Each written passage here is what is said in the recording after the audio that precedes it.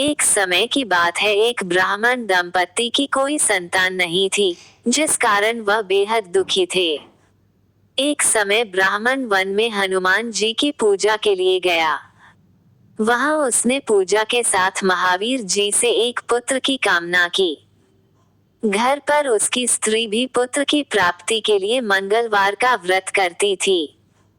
वो मंगलवार के दिन व्रत के अंत में हनुमान जी को भोग लगाकर ही भोजन करती थी। एक बार व्रत के दिन ब्राह्मणी ना भोजन बना पाई और ना ही हनुमान जी को भोग लगा सकी।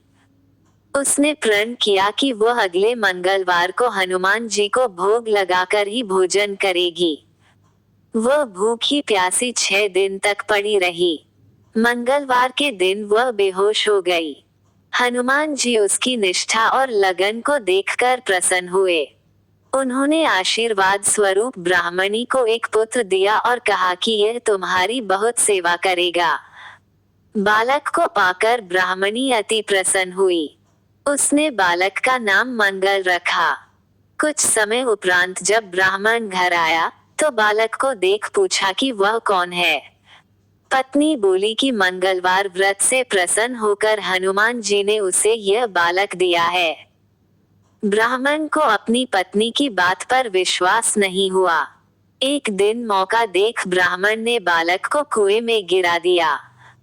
घर पर लौटने पर ब्राह्मणी ने पूछा कि मंगल कहाँ है। तभी पीछे से मंगल मुस्कुरा कर आ गया।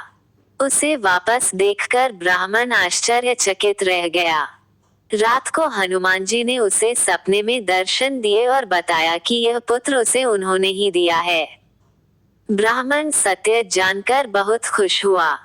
इसके बाद ब्राह्मण दंपति प्रत्येक मंगलवार को व्रत रखने लगे।